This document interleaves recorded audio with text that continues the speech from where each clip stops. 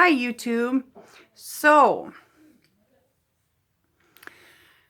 I just want to talk a little bit about why I'm here, and I was thinking, and I'm going to do the lesson 2.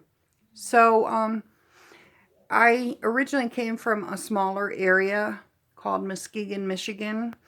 I lived there all my life, and then I've been here 2 years. And when I lived in Muskegon, there is a course group there, but it's real small, and I felt like not as many people were interested in the course, and the people that were interested in the course, I felt kind of like maybe they weren't as serious. There's a lot of people that really think the course sounds beautiful, and they like this. They like the words, and I personally, I'm, you know, we have a tendency to vacillate, and there's been times in my life where I just set the course down and picked it back up.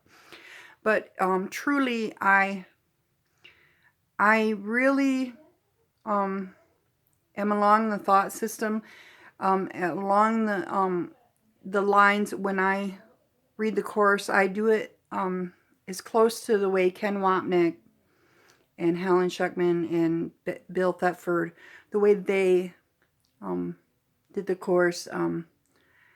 I don't believe in commercialism, and I know people out there, they do the course and they're really good at it and they make money from the course, and yeah, that's fine. I'm sure people have done coursework and made money from it, but I'm not about trying to win people over. I guess that's what I'm trying to say. I'm not. If you have your set beliefs, that's the Holy Spirit's, that's His job to work with you. I'm not trying to make you believe a certain way. For me, I had a very rough life, I felt. And I feel like A Course in Miracles is for somebody that's had a difficult time in life, and is sick of this world. I got to a point where I thought there must be a better way. And so I started doing the course, and when I started doing the course, I did it with a lady. She did her course. She had her lessons and I did my lessons, and we call each other and we talk about our lessons, and that really helped me. And so I thought this would be great for somebody that maybe doesn't have somebody to talk to about their lessons, maybe doesn't have time for a group, or so. All right, well, I don't want to go on and on. I can tell you more about my journey later. I really want to keep this simple and just be presenting myself as a student of A Course in Miracles. I feel like I'm always a student. And so I am a student, and all I'm doing is reading every day, just keeping it simple, and sharing a little bit about my experience when I did these particular lessons. So, this is lesson 2. I have given everything I see in the room, on the street, from the window, in this place, all the meaning that it has for me. The exercises with this idea are the same as those for the first one. Begin with the things that are near you, and apply the idea to whatever your glance rests on. Then increase the range outward.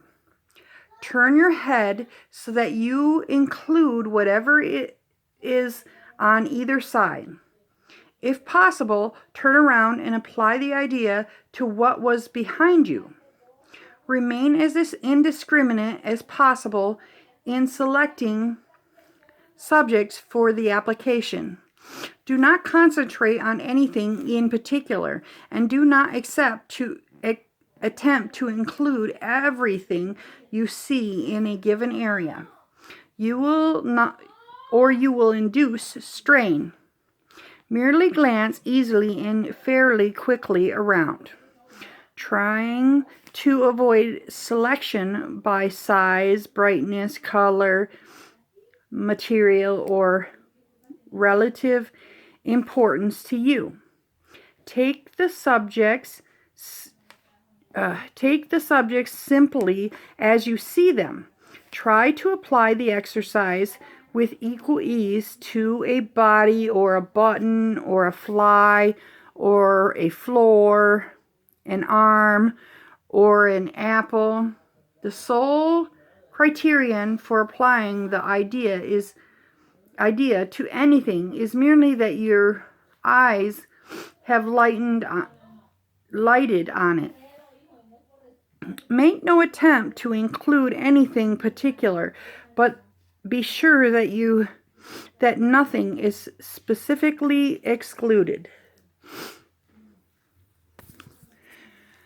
So I really think that's kind of the same thing that we talked about yesterday, just trying to go indiscriminately.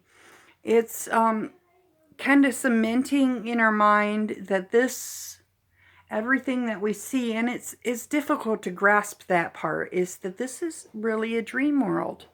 And we're going along because when we wake up and we open our eyes every day, the minute we wake up, the minute we open our eyes, this is all real to us. The ego has taught us that. That's what we believe. This whole world is real. And then we buy in to, like, people getting angry at us, and we buy into that person treating me bad, and that person's treating me bad. And so right now, of course, is just trying to say, look around. All that you see is not real. And you don't, like it said, you don't have to accept that. You don't have to just try to do the lessons and let the Holy Spirit do his job. Chances are, if you're doing this right now, it's your time for you to be doing this. And it's time for the Holy Spirit to be working on you, or else you wouldn't be called in this direction. So, just work on it. All right. So comment below and subscribe to my channel. I'm just keeping this low tech. I don't have tons of money, and I don't even have Wi-Fi. I just do this with my phone, and in my bedroom. It's not a major deal. I'm just a student sharing with other students. Thank you.